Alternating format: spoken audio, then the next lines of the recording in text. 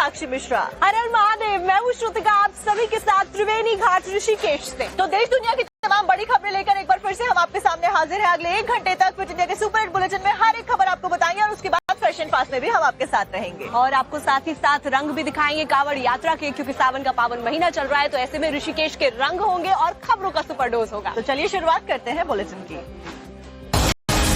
सबसे बड़ी खबर बताते हैं जो धर्मांतरण रैकेट चलाने वाला छांगुर जलालुद्दीन से जुड़ी हुई है। ऐसे में ये पता चला है जैसे जैसे जांच आगे बढ़ रही है तो और ज्यादा चौंकाने वाले खुलासे हो रहे हैं। दरअसल 22 बैंक खातों की जांच पड़ताल की गई और इन 22 बैंक खातों की जांच पड़ताल में 60 करोड़ रुपए की फंडिंग का मामला सामने आया। ऐसे में दिल्ली से लेकर महाराष्ट्र तक कैसे छापेमारी हुई, क्या कुछ डिटेल्स निकलकर सामने आई, रिपोर्ट में आपको दिखाते हैं। अवैध धर्मांतरण के सरगना छांगुर को विदेशों से करोड़ों का फंड मिलने का खुलासा हुआ है। ईडी ने छांगुर और उसके नेटवर्क से जुड़े 22 बैंक खातों की जांच की है। इन खातों में अब तक 60 करोड़ से ज्यादा की लेन देन का पता चला है, जिसमें बड़ी रकम विदेशों से भेजी गई थी। जांच में सामने आया कि छांगुर को मिली रकम से यूपी और महाराष्ट्र में कई संपत्तियों को खरीदा गया, जिसमें से ज्यादातर नवीन और नीतू के नाम है। ईडी ने गुरुवार को बलरामपुर, लखनऊ और मुंबई में कुल 15 ठिकानों पर छापेमारी की। बलरामपुर में नसरीन के 3 मंजिला बुटीक को ईडी ने सील कर दिया। नसरीन उत्तर प्रदेश में छांगुर बाबा की करीबी सहयोगी है। छांगुर ब्रिगेड में एक और नाम का खुलासा हुआ है, वो नाम है रशीद। छांगुर रशीद को गाजी कहकर बुलाता था। रशीद का काम आर्थिक रूप से कमजोर लोगों को धर्मांतरण नेटवर्क से जोड़ना था। खासकर हिंदू लड़कियां इसके टारगेट पर रहती थी। एक व्यक्ति के धर्मांतरण के लिए रशीद को 50,000 से 1 लाख रुपए मिलते थे, तो वहीं किसी हिंदू लड़की का धर्मांतरण करवाने पर 3 से 5 लाख रुपए की रकम मिलती थी। रशीद यूपी के बलरामपुर और आसपास के जिलों में धर्मांतरण नेटवर्क को मजबूत करने का काम कर रहा था। छांगुर के कहने पर रशीद नेपाल सीमा से सटे 46 गांव में युवाओं को धर्मांतरण के जाल में फंसा रहा था। सूत्रों के मुताबिक इस नेटवर्क को मजबूत करने के लिए करीब 10 करोड़ रुपए की विदेशी फंडिंग की तैयारी थी। छांगुर के कहने पर रशीद धर्म परिवर्तन कराने के लिए पहले कलमा पढ़वाता था और फिर प्रतिबंधित मांस खिलाता था। इससे वो संतुष्ट होना चाहता था कि हिंदू धर्म से मोह भंग हुआ या नहीं, और फिर इसका पूरा वीडियो बनाता था। वहीं ऑल इंडिया मुस्लिम जमात के राष्ट्रीय अध्यक्ष मौलाना शहाबुद्दीन रजवी ने छांगुर के खिलाफ में फतवा जारी करवा दिया है। ऐसे में उन्होंने ये कहा है कि छांगुर ने जो कुछ भी किया वो इस्लाम के उसूलों के खिलाफ है। इस्लाम की नजर में वो मुजरिम हैं, गुनहगार हैं, और इस फतवे को जारी करके हमने स्पष्ट बता दिया और तमाम लोगों से ये अपील की है कि झंगूर बाबा जैसे लोगों से दूरी बनाएं, उनसे कोई संबंध न रखें। उनकी वजह से चंद मुसलमान लोगों को तकलीफें पहुंची। उन्होंने इस्लाम के उसूलों के खिलाफ काम किया, इसलिए उनका तमाम अवाम बहिष्कार करे। आपको खबर बताते हैं, हिंदी और मराठी विवाद से जुड़ी हुई है। इसके अंदर एमएनएस की राज ठाकरे ने अब भड़काऊ जो बयानबाजी हो रही थी एक दूसरे के खिलाफ में निशिकांत दुबे को, अब वो जवाब दे रहे हैं। आपको बता दें कि निशिकांत ठाकुर के द्वारा क्या कहा गया था वो भी आपको सुनवाएंगे। साथ साथ में एमएनएस प्रमुख राज ठाकरे के द्वारा उसके बाद में क्या कुछ कहा गया, दोनों ओर से जवाब क्या दिए गए, आप सुनिए मराठियों को लेकर। हिंदी मराठी विवाद के बीच एमएनएस प्रमुख राज ठाकरे का एक और बयान सुर्खियों में है। राज ठाकरे ने बीजेपी सांसद निशिकांत दुबे पर पलटवार करते हुए उन्हें मुंबई आने की चेतावनी दी है। पटक पटक कर मारेंगे के जवाब में राज ठाकरे ने डूबो डूबो कर मारने की धमकी दी है। दुबे, तुम मुंबई में आ जाओ।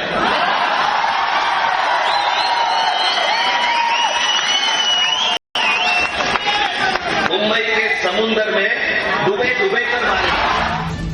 इससे पहले बीजेपी सांसद निशिकांत दुबे ने एमएनएस प्रमुख राज ठाकरे को महाराष्ट्र से निकलकर बाकी राज्यों में जाने की चुनौती दी थी कि जब अपने घर में हो, महाराष्ट्र में हो, यदि बहुत बड़े बॉस हो तो चलो बिहार, चलो उत्तर प्रदेश, चलो तमिलनाडु, तुमको पटक पटक के मारेंगे। ये एनार्की जो है नहीं चलेगी। यदि उनमें हिम्मत है तो बगल में जो है माहिम इलाके में चले जाएं और माहिम की दरगाह के सामने जो है किसी हिंदी भाषी और उर्दू भाषी को पीट कर दिखा दें, तो मैं मानूंगा कि वो सचमुच जो है बाला साहब ठाकरे जी के जो है वारिस हैं और बाला साहब ठाकरे जी के सिद्धांतों पर चल रहे हैं। राज ठाकरे ने कहा कि बिहार में आज भी लोग अपनी मातृभाषा बोलते हैं, हिंदी नहीं। हनुमान खालिसा हिंदी नहीं अवधी में है। मुझे सभी भाषाओं से प्यार है।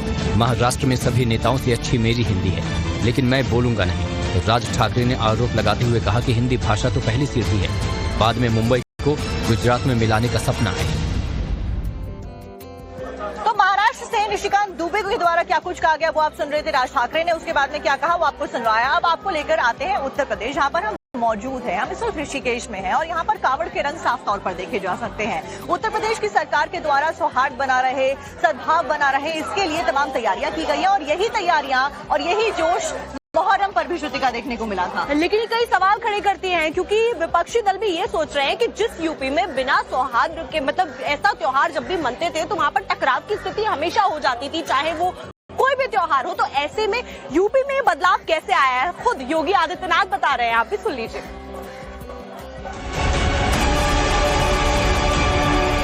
कावड़ यात्रा चल रही है, अभियान के साथ जुड़ा हुआ एकता का अद्भुत संगम। मुहर्रम का हर जुलूस तोड़ फोड़ का कारण बनता था। एक तरफ कांवड़ तो दूसरी तरफ मुहर्रम। यूपी के सीएम योगी आदित्यनाथ ने दोनों ही आयोजन को लेकर बयान दिया है। सीएम योगी ने कांवड़ यात्रा को एकता का संगम बताया। कावड़ यात्रा चल रही है, समाज का सबसे यानी श्रमिक वर्ग से लेकर के उच्च वर्ग तक हर व्यक्ति इस अभियान के साथ जुड़ा हुआ, एकता का अद्भुत संगम। तो वहीं मुहर्रम के जुलूस को सीएम योगी ने उत्पात का कारण बताया। मुहर्रम का हर जुलूस उत्पात का, आगजनी का, तोड़फोड़ का कारण बनता था। बहन बेटियां सड़कों पे नहीं निकल पाती थी। हालांकि सीएम योगी ने यूपी में जुलूस को लेकर बनाई व्यवस्था का जिक्र भी किया, लेकिन काजियों की तय ऊंचाई वाली उस व्यवस्था को कैसे समुदाय विशेष के लोगों ने धत्ता बताया, सीएम योगी ने इसका वाकया भी सुनाया। जौनपुर में जबरदस्ती उन्होंने बड़ा ताजिया उठाया और हुआ क्या, वो हाई टेंशन की चपेट में आया, 3 लोग मर गए। बाद में उन्होंने रास्ता जाम किया तो पुलिस ने कहा क्या करें, मैंने कहा लाठी मार करके बाहर करो इनको, क्योंकि ये लातों के भूत हैं, बातों से मानेंगे नहीं। दरअसल सीएम योगी काशी में भगवान बिरसा मुंडा को लेकर आयोजित राष्ट्रीय संगोष्ठी के कार्यक्रम को संबोधित कर रहे थे। इसी दौरान उन्होंने सामाजिक सौहार्द के 2 पहलुओं को सबके सामने रखा। सीएम योगी आदित्यनाथ मुहर्रम पर उत्पात की बात को यूं ही नहीं कह रहे, उन्होंने उन उत्पातियों को पहचाना है जो सौहार्द और शांति को आग लगाते हैं। मुख्यमंत्री योगी आदित्यनाथ ने गमछे के पीछे मौजूद एक उपद्रवी की जो असलियत है वो सबके सामने रखी और उसके बाद में पुलिस के द्वारा क्या किया गया। 3 वर्ष पहले की एक घटना है, एक जगह एक आगजनी की घटना घटित हुई। तो मैंने कहा यार देखो, ये आगजनी की घटना दिखाती है, इसकी प्रकृति दिखाती है कि इस समुदाय ने नहीं किया होगा। पुलिस वहां कार्रवाई करे। मैंने कहा देखो कार्रवाई थोड़ा रोको, देखो मैं बताता हूं अभी। मैंने कहा उसके पूरे वीडियो फुटेज निकालो। तो आप आश्चर्य करेंगे कि आगजनी करने वाला एक व्यक्ति वह केसरिया गमछा बांधा हुआ है, लेकिन आगजनी करते समय अचानक उसका गमछा निकला, आगजनी करते करते उसके मुंह से निकल पड़ा या अल्लाह। तो मैंने कहा देखो, किस समुदाय हिंदुओं की एक जाति को बदनाम करने के लिए किस शरारत के तहत गमछा बांध करके और पूरी व्यवस्था को अपमानित कर रहा है। तो आप देख रहे हैं कि कैसे गंगा नदी उफान पर बह रही है। ऋषिकेश की ये तस्वीरें हैं और इसी तरीके से देश के अलग अलग राज्यों में, अलग अलग जिलों से ये खबर मिल रही है कि फिलहाल कई जगह पर नदी नाले उफान पर है। 15 राज्यों में बाढ़ का खतरा बारिश की वजह से मंडरा रहा है। ये तो बात हुई उत्तराखंड की, लेकिन अब बात करते हैं यूपी के महोबा की, जहां पर 40 साल का रिकॉर्ड टूट गया है। वहीं मध्य प्रदेश के लिए भी अलर्ट जारी किया गया है। मध्य प्रदेश, राजस्थान में हम तस्वीरें देख रहे हैं कि किस तरीके से बारिश वहां कोहराम मचा रही है। मध्य प्रदेश की लगातार हम आपको तस्वीरें दिखा रहे हैं। एक झरना भी उफान पर बह रहा है, कभी नदियां उफान पर बह रही हैं। आधा हिंदुस्तान बारिश के कहर का सामना कर रहा है। पहाड़ से लेकर मैदान तक मूसलाधार बारिश लगातार जारी है। शहर शहर जल प्रलय के हालात देखने को फिलहाल मिल रहे हैं। आज किन किन राज्यों में बारिश के हालात रहने वाले हैं, कहां के लिए कौन सा अलर्ट जारी किया गया है और कहां बारिश कोहराम मचा रही है, आपको पूरी डिटेल देते हैं इस रिपोर्ट में। देखिए,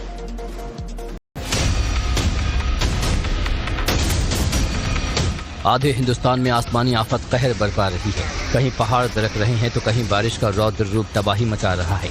गली मोहल्लों से लेकर नदी नालों तक जल प्रलय जैसे हालात बने हुए हैं।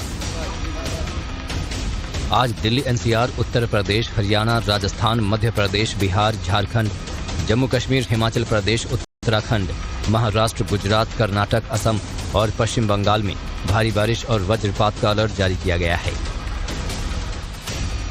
राजस्थान के झालावाड़ में एक युवक पानी के तेज बहाव में बाइक से रास्ता पार करने की कोशिश कर रहा था, लेकिन पानी का बहाव इतना तेज था कि वो खुद को संभाल नहीं पाया और बाइक समेत बहने लगा। हालांकि मौके पर मौजूद लोगों ने कड़ी मशक्कत के बाद उसे बाहर निकाला। तो वहीं राजस्थान के बूंदी में मौसम विभाग ने रेड अलर्ट जारी किया था, लिहाजा बारिश ने जमकर तांडव मचाया। 10 घंटे में 173 mm बारिश दर्ज की गई। गली मोहल्ले उफनते दरिया में तब्दील हो गए। बांधों के सभी गेट खोल दिए गए हैं, जिससे नदियां उफान पर आ गई हैं। राजस्थान का राजसमंद कुंभलगढ़ क्षेत्र भीषण बाढ़ का सामना कर रहा है। यहाँ तालाब टूटने से इलाके में हड़कंप मच गया। इस बीच पानी के तेज बहाव में एक गाड़ी फंस गई। पानी का बहाव कम होने के बाद बोलेरो में फंसे 3 स्कूली बच्चों और ड्राइवर को सुरक्षित बाहर निकाला गया। हालांकि एक बाइक पानी के तेज बहाव के साथ बह गई। तो वहीं पुष्कर में पिछले 24 घंटे से लगातार बारिश हो रही है। यहाँ सड़क पर करीब 1.5 से 2 फीट तक पानी जमा हो गया है। पुष्कर में ही नहीं बल्कि पूरे अजमेर सहित मारवाड़, मेवाड़ और हाड़ौती में भी मूसलाधार बारिश हो रही है। लिहाजा आम जनजीवन बुरी तरह से प्रभावित हुआ है। यूपी से लेकर हिमाचल तक बाढ़ बारिश अपना कहर मचा रही है। ऐसे में यूपी के महोबा से तस्वीरें सामने आई हैं, जहां पर 40 साल का रिकॉर्ड टूट गया है। वहीं मध्य प्रदेश से भी कुछ ऐसी तस्वीरें सामने आई हैं, जहां पर कई सारी नदियां उफान पर बह रही हैं, जिसकी वजह से बांधों के दरवाजे खोले गए हैं। गेट खोलने की वजह से जो निचले इलाके हैं वहां पर बाढ़ का खतरा मंडराने लगा है। यूपी के कई जिले मूसलाधार आफत का सामना कर रही है। महोबा में पिछले 3 दिनों से जारी मूसलाधार बारिश ने 4 दशक का रिकॉर्ड तोड़ दिया है। 24 घंटे में 500 mm बारिश दर्ज की गई है। बारिश से जनजीवन अस्त व्यस्त हो गया है। बारिश के चलते कई कच्चे मकान गिर गए हैं। बारिश के चलते एक महिला सहित 2 लोगों की मौत हो गई है। सिंचाई विभाग को बांध के फाटक खोलने पड़े हैं, जिससे आसपास की नदियां उफान पर आ गई हैं। दर्जनों गांवों का आपस में संपर्क टूट गया है। पहाड़ी राज्य हिमाचल में मानसून की भारी बारिश का दौर आगे भी जारी रहेगा। 20 से 24 जुलाई तक भारी से बहुत भारी बारिश का अलर्ट जारी किया गया है। एमपी के छतरपुर में मूसलाधार बारिश कहर बरपा रही है। जिले में बाढ़ जैसे हालात बने हुए हैं। जिले के आधा दर्जन बड़े बांधों के सभी गेट खोल दिए गए हैं, लिहाजा नदियां उफान पर हैं। निचले इलाकों में अलर्ट जारी किया गया है। मूसलाधार बारिश और सैलाब के चलते छतरपुर में 2 लोगों की मौत हुई है, जबकि 6 लोग लापता बताए जा रहे हैं। मध्य प्रदेश का रीवा जिला भी कुदरत के कहर का सामना कर रहा है। मूसलाधार बारिश के चलते यहाँ के घरों में पानी भर गया है। तो वहीं मऊगंज विधानसभा का एक वीडियो सोशल मीडिया में वायरल हो रहा है, जिसमें यात्री प्रतीक्षालय का पूरा ढांचा पानी के साथ बहता दिखाई दे रहा है। लेकर राजस्थान और हिमाचल से लेकर मध्य प्रदेश तक लगातार बारिश हो रही है। बाढ़ बारिश की वजह से लोगों का जनजीवन अस्त व्यस्त नजर आ रहा है। यहाँ तक कि प्रशासन के द्वारा भी उन इलाकों में जहाँ पर बाढ़ का खतरा है वहाँ पर लोगों से सतर्कता बरतने के लिए कहा गया है। तो ऐसे में अलग अलग राज्यों के लिए अलर्ट भी जारी कर दिया गया है। आपको ये बता दें कि महोबा में 40 साल का रिकॉर्ड टूट गया है। इतनी बारिश हुई कि पूरा शहर ही पानी पानी हो गया है। जनजीवन अस्त व्यस्त हो गया है। राजस्थान के बूंदी, झालावाड़, पुष्कर, राजस्थान में भी मूसलाधार बारिश ने शहर का हुलिया बिगाड़ कर रखा है। एमपी के छतरपुर और रीवा में भी हालात बारिश से आउट ऑफ कंट्रोल अब नजर आने लगे। तो फिलहाल ये तस्वीरें आप देख रहे हैं और इन तस्वीरों को देखकर आप समझिए कि बाढ़ बारिश के सितम की वजह से लोग किस तरीके से परेशान हैं। और प्रशासन की तरफ से भी अलर्ट जारी किया गया है कि जहां पानी भरा हुआ है, जो घाट हैं, उनके किनारे ना जाएं और सतर्कता बरतें।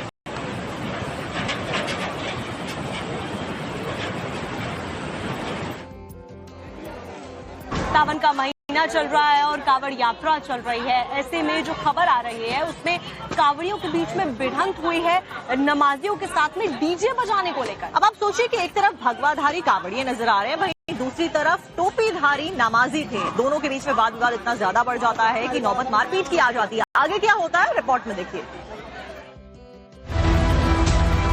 एक तरफ टोपीधारी हैं तो दूसरी तरफ भगवाधारी। दोनों की भीड़ है। भीड़ में बवाल है, सवाल है, बेहिसाब तनाव है, धक्का मुक्की सी हो रही है। दोनों एक दूसरे पर आरोप लगा रहे हैं। मामला प्रयागराज के मऊ आइमा थाना क्षेत्र के सराय ख्वाजा का है। जहां दोपहर के समय कांवड़िए डीजे बजाते हुए जा रहे थे। इसी दौरान नमाजी भी जुमे की नमाज अदा करके मस्जिद से निकल रहे थे। डीजे की आवाज और उसको बंद करने को लेकर नमाजियों और कांवड़ियों के बीच बातचीत झड़प में तब्दील हो गई और धक्का मुक्की होने लगी। कांवड़ियों और नमाजियों के बीच झड़प की खबर तुरंत पुलिस को दी गई। घटना की जानकारी मिलते ही पुलिस मौके पर पहुंची और कांवड़ियों और नमाजियों को अलग किया। पुलिस के सामने भी नमाजियों और कांवड़ियों में धक्का मुक्की हुई। पुलिस ने किसी तरह हालात संभाले और झगड़ा शांत कराया। सूचना पर तत्काल स्थानीय पुलिस मौके पर पहुंची तथा समझा बुझाकर कांवड़िए यात्रियों को गंतव्य पर रवाना किया गया।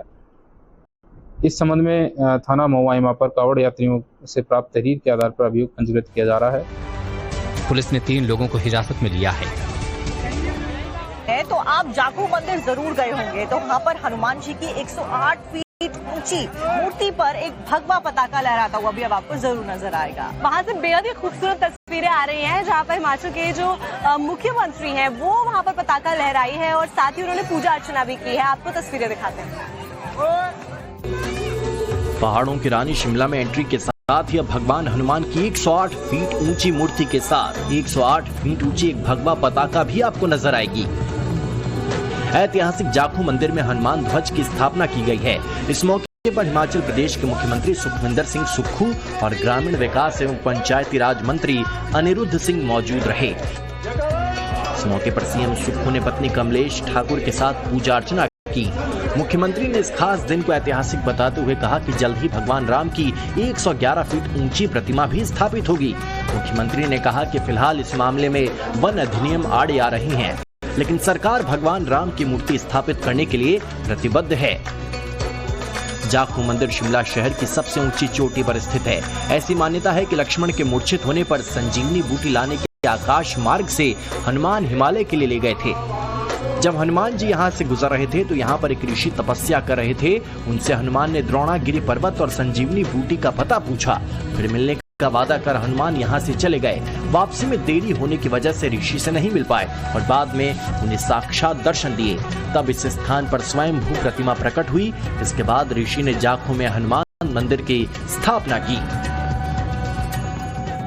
खबर बताते हैं पाकिस्तान के रावलपिंडी